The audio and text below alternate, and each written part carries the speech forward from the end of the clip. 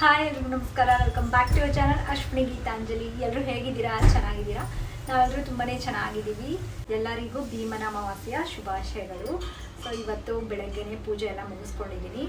And ನಾನು 1 weak ಚಾಲೆಂಜ್ನ start ಮಾಡ್ತೀನಿ ಅಂತ ಹೇಳಿದ್ದೆ ಈ ಜುಲೈ ಮಂತಲ್ಲಿ.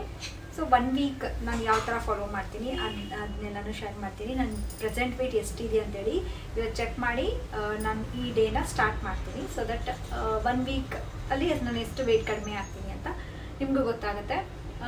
ಸೊ ನಿಮ್ಗೆ ಆಲ್ರೆಡಿ ತಿಳಿಸಿದ್ದೀನಿ, ಈಗ ನನ್ನ ವೆಯ್ಟ್ ಸ್ಟ್ರಕ್ ಆಗಿದೆ.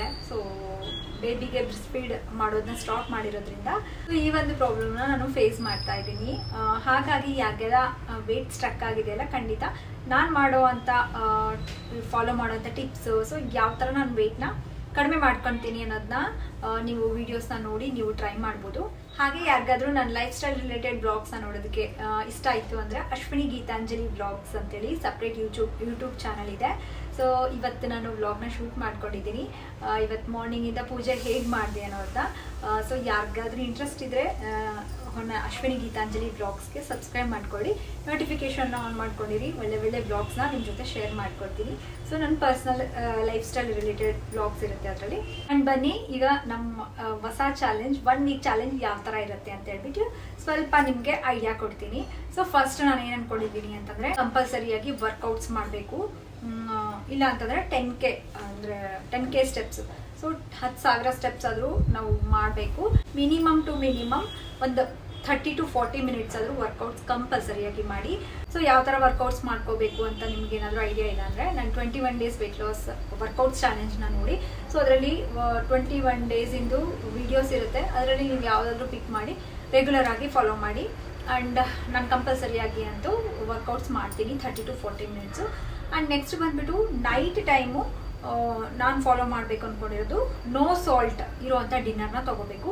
ಸೊ ನಂದು ಯಾವ ಥರ ಇರುತ್ತೆ ಈ ಚಾಲೆಂಜು, ತುಂಬ ಒಳ್ಳೆ ಚಾಲೆಂಜ್ ಇದು. ಸೊ ಯಾರೆಲ್ಲ ವೆಯ್ಟ್ ಲಾಸ್ ಮಾಡ್ಕೊಳ್ಬೇಕು ಅಂದ್ಕೊಳ್ತಾ ಇದ್ದೀರಲ್ಲ, ಸೊ ಡೆಫಿನೆಟ್ಲಿ 1 ವೀಕ್ ಟ್ರೈ ಮಾಡಿ ನೋಡಿ. ನಿಮಗೆ ರಿಸಲ್ಟ್ಸಿಂದ ಮೋಟಿವೇಶನ್ ಸಿಕ್ಕು ನೀವೇ ಕಂಟಿನ್ಯೂ ಮಾಡ್ತೀರಾ.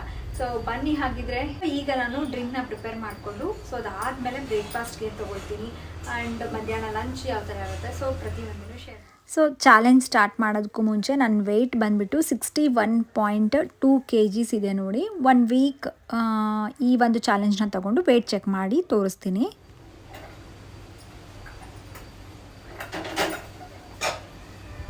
ಹಾಗೆ ತುಂಬ ಜನ ನಾನು ವೇರ್ ಮಾಡೋವಂಥ ಡ್ರೆಸ್ ಬಗ್ಗೆ ಕೇಳ್ತೀರಾ. ಲಿಂಕ್ಸ್ ಲಾಸ್ಟ್ ಟೈಮ್ ವೇರ್ ಮಾಡಿ ಅಂತ ಕುರ್ತಾ ಸೆಟ್ ಬಗ್ಗೆ ಕೇಳಿದ್ರೆ ಎಷ್ಟೊಂದು ಜನ. ಇದರದ್ದು ಲಿಂಕ್ ನಾನು ಡಿಸ್ಕ್ರಿಪ್ಷನಲ್ಲಿ ಕೊಟ್ಟಿರ್ತೀನಿ. ತುಂಬಾ ಚೆನ್ನಾಗಿದೆ ಗೊತ್ತಾ.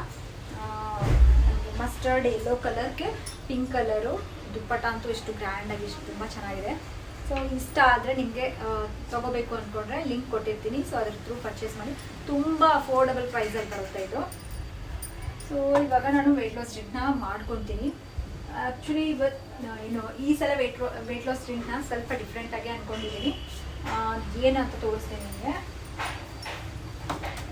ಸೊ ಈಗ ಮಳೆಗಾಲ ಬೇರೆ ಅಲ್ಲ, ಜಾಸ್ತಿ ಕೆಮ್ಮು, ಶೀತ, ನೆಗಡಿ ಎಲ್ಲ ಆಗ್ತಿರುತ್ತೆ. ಸೊ ಅಂಥದ್ದಕ್ಕೆಲ್ಲ ಹೆಲ್ಪ್ ಆಗಬೇಕು. ಆ್ಯಂಡ್ ವೆಯ್ಟ್ ಸ್ಟ್ರಕ್ ಆಗಿದೆಯಲ್ಲ, ಸೊ ಅದಕ್ಕೆ ನನಗೆ ಮೇನಾಗಿ ಹೆಲ್ಪ್ ಆಗಬೇಕು. ಸೊ ಈ ಥ್ರೂಔಟ್ 1 ವೀಕ್ ಚಾಲೆಂಜಲ್ಲಿ ನಾನು ತೊಗೊಳ್ಳೋವಂಥ ಫುಡ್ಡು, ಡ್ರಿಂಕು, ಪ್ರತಿಯೊಂದು ನಾನು ಫಾಲೋ ಮಾಡೋವಂಥ ಡಯಟು ಸ್ಟ್ರಕ್ ಆಗಿರೋವಂಥ ವೆಯ್ಟ್ನ ಕಡಿಮೆ ಮಾಡ್ಕೊಳ್ಳೋದಕ್ಕೆ, ಅಂದರೆ ನಾರ್ಮಲಿಗೆ ತೊಗೊಂಡ್ಬಂದು ವೆಯ್ಟ್ ಲಾಸ್ ಆಗೋದಕ್ಕೆ ಯಾವ ಥರ ಫುಡ್ಸ್ ಹೆಲ್ಪ್ ಆಗುತ್ತಲ್ಲ ಅಂಥದನ್ನ ತೊಗೊಳ್ತಾ ಇರ್ತೀನಿ. ಸೊ ಹಾಗಾಗಿ ಪ್ರತಿಯೊಂದು ವೀಡಿಯೋಸ್ನ ಮಿಸ್ ಮಾಡದೆ ನೋಡಿ, ಆಯಿತಾ. ನಿಮ್ಮ ಫ್ರೆಂಡ್ಸ್ ಆ್ಯಂಡ್ ಫ್ಯಾಮಿಲಿಗೆ ಶೇರ್ ಮಾಡಿ. ಸೊ ನಾನು ಈ ಡ್ರಿಂಕ್ನ ಪ್ರಿಪೇರ್ ಮಾಡ್ಕೊಳ್ಳೋದಕ್ಕೆ ತೊಗೊಂಡಿರೋದು ಅರಿಶಿಣದ ಪುಡಿ ತೊಗೊಂಡಿದ್ದೀನಿ. ನಿಮಗೆ ಹಸಿ ಅರಿಶಿಣ ಸಿಗುತ್ತಲ್ಲ, ಅದು ತೊಗೊಂಡ್ರು ಇನ್ನೂ ಒಳ್ಳೆಯದು.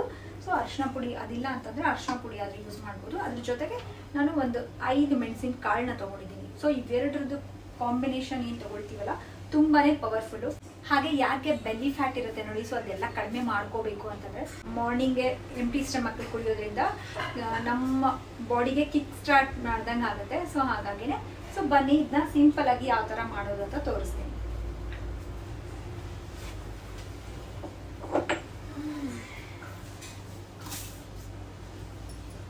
ಲಡ್ಡು ಇನ್ನೂ ಮಲ್ಕೊಂಡಿದ್ದಾನೆ.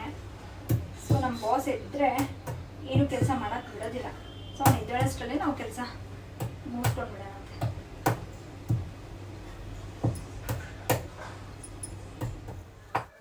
ಸೊ 1.5 ಗ್ಲಾಸಷ್ಟು ನೀರನ್ನ ತೊಗೊಂಡಿದ್ದೀನಿ. ಇದಕ್ಕೆ ಅರಿಶಿಣದ ಪುಡಿ, ನಾವು ಅಡುಗೆಗೆ ಯೂಸ್ ಮಾಡ್ತೀವಲ್ಲ ಅದೇ ಅರಿಶಿಣದ ಪುಡಿನ ಒಂದು 1/4 ಟೇಬಲ್ ಸ್ಪೂನಷ್ಟು ಹಾಕ್ಕೊಂಡ್ರೆ ಸಾಕಾಗುತ್ತೆ. ಹಸಿ ಅರಿಶಿಣ ಇದ್ದರೂ ಯೂಸ್ ಮಾಡಿದ್ರೆ ಇನ್ನೂ ಒಳ್ಳೆಯದು.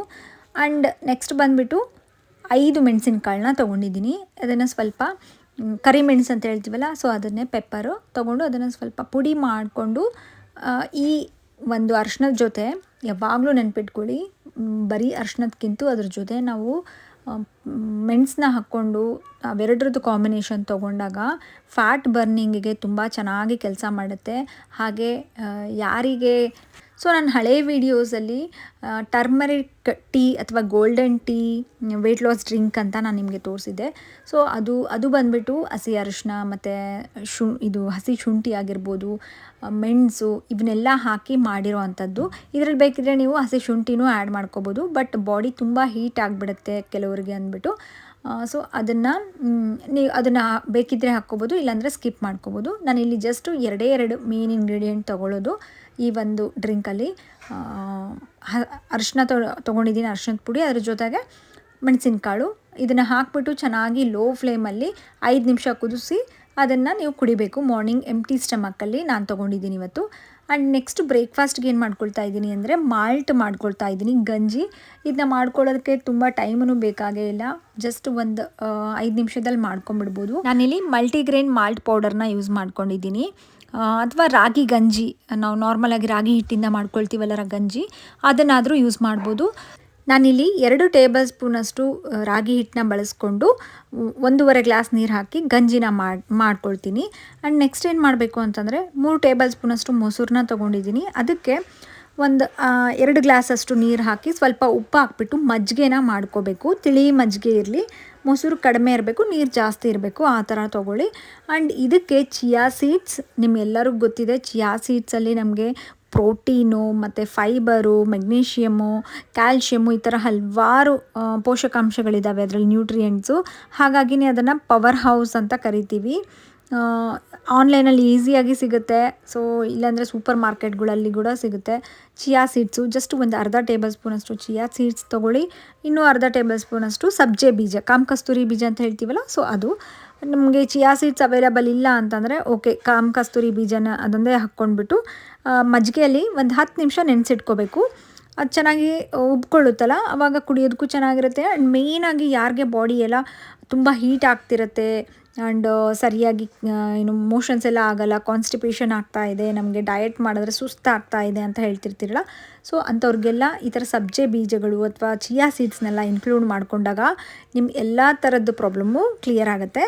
ಸೊ ನಾನು ನೆನೆಸಿಟ್ಕೊಂಡು ಅಂದರೆ ಇದನ್ನೆಲ್ಲ ಹಾಕಿ ಪ್ರಿಪೇರ್ ಮಾಡಿಟ್ಕೊಂಡಿನಲ್ಲ ಮಜ್ಜಿಗೆ, ಇವಾಗ ಈಗ ಮಾಡಿಟ್ಕೊಂಡಿರೋಂಥ ಗಂಜಿ ಫುಲ್ ತಣ್ಣಗಾದ್ಮೇಲೆ ಇದ್ರ ಜೊತೆ ಮಿಕ್ಸ್ ಮಾಡಿಬಿಟ್ಟು ಮಾರ್ನಿಂಗ್ ಬ್ರೇಕ್ಫಾಸ್ಟ್ಗೆ ತೊಗೊಳ್ತಾ ಇದ್ದೀನಿ. ಆ್ಯಂಡ್ ಕ್ವಾಂಟಿಟಿ ನೀವೇ ನೋಡ್ತಾ ಇದ್ದೀರಲ್ಲ, ನಾನು 2 ಟೇಬಲ್ ಸ್ಪೂನಷ್ಟು ಹಿಟ್ಟು ತೊಗೊಂಡು ಗಂಜಿ ಮಾಡಿಕೊಂಡು ಅದರಲ್ಲಿ ಒಂದು 2-3 ಟೇಬಲ್ ಸ್ಪೂನಷ್ಟು ಮೊಸರು ತೊಗೊಂಡು ಮಜ್ಜಿಗೆ ಮಾಡಿರೋದ್ರಲ್ಲಿ ಇದಿಷ್ಟ ಆಗಿರೋದು. ಸೊ ಬ್ರೇಕ್ಫಾಸ್ಟ್ಗೆ ನಾನು ಮಾಡ್ಕೊಂಡಿರೋಂಥ ಇಷ್ಟೂ ತೊಗೊಂಡು ನೀವು ಈ ಥರ ನೀವು ಮಾಡ್ಕೊಂಡು ತೊಗೊಳ್ಳಿ. ನಾರ್ಮಲ್ ರಾಗಿ ಗಂಜಿ ಮಾಡ್ಕೊಂಡು ತೊಗೊಂಡಿರ್ತೀರಲ್ಲ, ಬಟ್ ಅದರಲ್ಲಿ ಎಕ್ಸ್ಟ್ರಾ ಈ ಥರ ಬೀಜಗಳನ್ನ ಹಾಕ್ಕೊಂಡು ತೊಗೊಳ್ಳೋದ್ರಿಂದ ನಮಗೆ ತುಂಬ ಹೊತ್ತು ಹೊಟ್ಟೆ ಹಶ್ವಾಗೋದಿಲ್ಲ. ಆ್ಯಂಡ್ ವೆಯ್ಟ್ ಲಾಸ್ಗೆ ತುಂಬ ಹೆಲ್ಪ್ ಆಗುತ್ತೆ. ನಮಗೆ ಅರ್ಜೆಂಟಲ್ಲಿದ್ದೀವಿ, ನಮಗೇನೂ ಮಾಡ್ಕೊಳ್ಳೋಕ್ಕೆ ಆಗೋದೇ ಇಲ್ಲ, ಆ್ಯಂಡ್ ಜಾಯಿಂಟ್ ಫ್ಯಾಮ್ಲಿಯಲ್ಲಿದ್ದೀವಿ, ಸೊ ಸಪ್ರೇಟೆಲ್ಲ ಅಡುಗೆ ಮಾಡ್ಕೊಳ್ಳೋಕ್ಕಾಗೋದಿಲ್ಲ, ಆ ಥರ ಎಲ್ಲ ಕಂಪ್ಲೇಂಟ್ ಹೇಳ್ತಿರ್ತೀರಲ್ಲ, ಸೊ ಈ ಥರ ಒಂದು ರೆಸಿಪಿನ ಜಸ್ಟ್ 5 ನಿಮಿಷ ಮಾಡ್ಕೋಬೋದು ಆರಾಮಾಗಿ. ನಮ್ಮ ಡಯಟ್ಗೂ ಹೆಲ್ಪ್ ಆಗುತ್ತೆ, ಹಾಗೆ ಈಸಿಯಾಗಿ ವೆಯ್ಟ್ ಲಾಸೂ ಆಗುತ್ತೆ. ಇನ್ನೂ ಒಂದು ಏನು ಗೊತ್ತಾ, ಇದನ್ನು ತೊಗೊಳ್ಳೋದ್ರಿಂದ ಬರೀ ವೆಯ್ಟ್ ಲಾಸ್ ಅಷ್ಟೇ ಅಲ್ಲ, ನಮಗೆ ಹೇರ್ಗೆ, ಸ್ಕಿನ್ಗೆ ಆ್ಯಂಡ್ ಹಲವಾರು ಹೆಲ್ತ್ ಇಶ್ಯೂಸ್ ಇದ್ರೂ PCOD, ಥೈರಾಯ್ಡ್ ಅದೆಲ್ಲನೂ ಕಡಿಮೆ ಆಗುತ್ತೆ. ಆ್ಯಂಡ್ ರೆಗ್ಯುಲರಾಗಿ ತೊಗೊಳ್ತಾ ಇದ್ದಾಗ ಈ ಥರ ಮಲ್ಟಿಗ್ರೇನ್ ಮಾಲ್ಟ್ ಪೌಡರ್ ಯಾವ ಥರ ಮನೆಯಲ್ಲೇ ಮಾಡ್ಕೋಬೋದು ಅಂತೇಳಿಬಿಟ್ಟು ನಾನು ಹಳೆ ವೀಡಿಯೋಸಲ್ಲೇ ತೋರಿಸಿದ್ದೀನಿ. ಸೊ ಲಿಂಕ್ ಇದ್ದರೆ ನಾನು ಡಿಸ್ಕ್ರಿಪ್ಷನಲ್ಲಿ ಕೊಟ್ಟಿರ್ತೀನಿ. ಅಥವಾ ಮಾರ್ಕೆಟಲ್ಲಿ ತುಂಬ ಒಳ್ಳೆ ಬ್ರ್ಯಾಂಡ್ಸು ಇದ್ದಾವೆ ಮಲ್ಟಿಗ್ರೇನ್ ಮಾಲ್ಟ್ ಪೌಡರು. ಸೊ ಅದರಲ್ಲಿ ಯಾವುದಾದ್ರೂ ಒಂದನ್ನು ನೀವು ತೊಗೊಂಡ್ಬಿಟ್ಟು ನೀವು ಮನೇಲಿ ಈ ಥರ ಮಾಡ್ಕೋಬೋದು.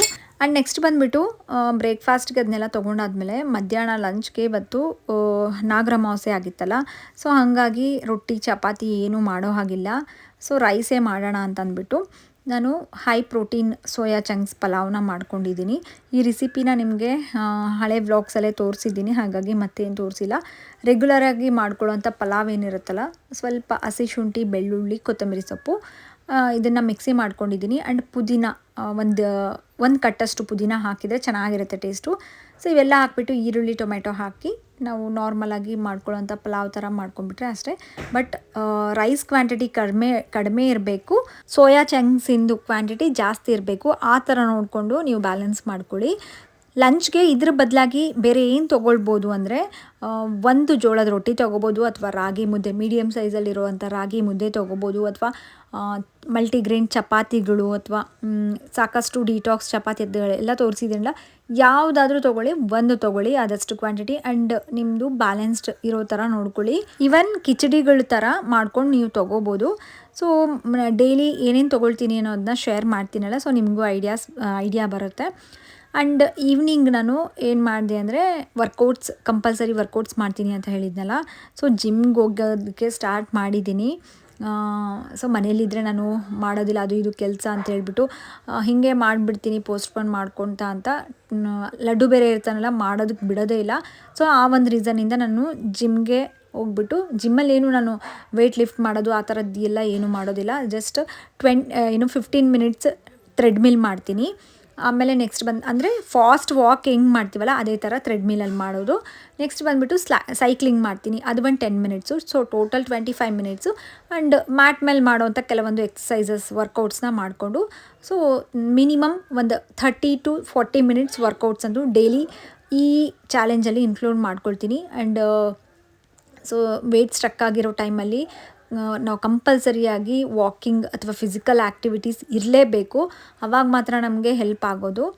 ಸೊ ಜಿಮ್ಮೆಲ್ಲ ಮಾಡ್ಕೊಂಡು ಮನೆಗೆ ಬಂದೆ. ಸೊ ಈವ್ನಿಂಗು ನಮ್ಮದು ಅಂದರೆ ನಾನು ಇಟ್ಕೊಂಡಿರೋವಂಥ ಈ 1 ವೀಕ್ ಚಾಲೆಂಜಲ್ಲಿ ರೂಲ್ ಬಂದುಬಿಟ್ಟು, ನೈಟ್ ಟೈಮು ಸಾಲ್ಟ್ನ ಅವಾಯ್ಡ್ ಮಾಡಬೇಕು. ಸೊ ಆದಷ್ಟು ಯಾರಿಗೆ ವೆಯ್ಟ್ ಸ್ಟ್ರಕ್ ಆಗಿರುತ್ತಲ್ಲ, ನೈಟ್ ಟೈಮ್ ಸಾಲ್ಟ್ನ ಅವಾಯ್ಡ್ ಮಾಡಿ ನೋಡಿ, ನಿಮಗೆ ಗೊತ್ತಾಗುತ್ತೆ ಡಿಫ್ರೆನ್ಸು. ಸೊ ಹಾಗಾಗಿ ಡಿನ್ನರ್ಗೆ ನಾನು ಸಾಲ್ಟ್ ಇರಲಾರ್ದಂಥದ್ದು ಅಂದರೆ ಈಸಿಯಾಗಿ ಮಾಡ್ಕೊಳ್ಳೋವಂಥದ್ದು ಓಟ್ಸೆ. ಆ್ಯಂಡ್ ಇವತ್ತು ಮಾರ್ನಿಂಗ್ ಬೆಳಗ್ಗೆ ಬೇಗನೆ ಎದ್ದಿದ್ದೆ, ಒಂದು ಪೂಜೆ ಎಲ್ಲ ಇತ್ತು ಅಂತ ಹೇಳ್ಬಿಟ್ಟು ಒಂದು 3 o'clock, ಹಾಗಾಗಿ ನಿದ್ದೆನೂ ಇರಲಿಲ್ಲ. ಕ್ವಿಕ್ಕಾಗಿ ಏನಾದರೂ ಮಾಡ್ಕೊಂಬಿಡೋಣ ಅಂತ ಇವತ್ತು ಓಟ್ಸ್ನ ಮಾಡ್ಕೊಂಡ್ಬಿಡೋಣ ಅಂದ್ಕೊಂಡೆ. ಹಾಗಾಗಿ ನೈಟ್ ಡಿನ್ನರ್ಗೆ ಓಟ್ಸ್ನ ಮಾಡ್ಕೊಂಡು ತೊಗೊಂಡಿದ್ದೀನಿ. ಜಸ್ಟ್ 3 ಟೇಬಲ್ ಸ್ಪೂನಷ್ಟು ಓಟ್ಸ್ ತೊಗೊಂಡು ನೀರಲ್ಲಿ ನಾನೇನು ಮಾಡಿದ್ದೀನಿ ಅಂದರೆ, ಹಾಲು ಹಾಕ್ಕೊಂಡಿಲ್ಲ, ನೀರಲ್ಲಿ ಕುದಿಸ್ಕೊಂಡ್ಬಿಟ್ಟು ಚೆನ್ನಾಗಿ ಒಂದು 2 ರಿಂದ 3 ನಿಮಿಷ, ಅದಕ್ಕೆ ಸ್ವಲ್ಪ ಅರ್ಧ ಟೇಬಲ್ ಸ್ಪೂನಷ್ಟು ಕೋಕೋ ಪೌಡರ್ನ ಆ್ಯಡ್ ಮಾಡಿದ್ದೀನಿ, ಫ್ಲೇವರ್ ಚೆನ್ನಾಗಿರುತ್ತೆ ಅಂದ್ಬಿಟ್ಟು. ಅದು ಆಪ್ಷನಲು, ಇಲ್ಲಾಂದರೆ ಸ್ಕಿಪ್ ಮಾಡಿ. ಅದಕ್ಕೆ ಮೇಲ್ಗಡೆ ಅರ್ಧ ಆ್ಯಪಲ್ನ ಕಟ್ ಮಾಡ್ಕೊಂಡು ಹಾಕ್ಕೊಂಡಿದ್ದೀನಿ, 1 ಟೇಬಲ್ ಸ್ಪೂನಷ್ಟು ಜೇನುತುಪ್ಪ. ಸೊ ಇದಾಗಿತ್ತು ಇವತ್ತಿನ ಡಿನ್ನರ್. ಆ್ಯಂಡ್ ನಾನು ಡೇ 1 ಈ ಥರ ಸಿಂಪಲ್ಲಾಗಿ ಮಾಡ್ಕೊಂಡಿದ್ದೀನಿ. ನೆಕ್ಸ್ಟ್ ವೀಡಿಯೋಸಲ್ಲಿ ತುಂಬಾ ವೇರಿಯೇಷನ್ಸ್ ಇರುತ್ತೆ, ಆ್ಯಂಡ್ ಮಿಸ್ ಮಾಡಿದೆ ನೋಡಿ. ಮತ್ತೆ ನೆಕ್ಸ್ಟ್ ವ್ಲಾಗಲ್ಲಿ ಸಿಗ್ತೀನಿ. ಬಾಯ್.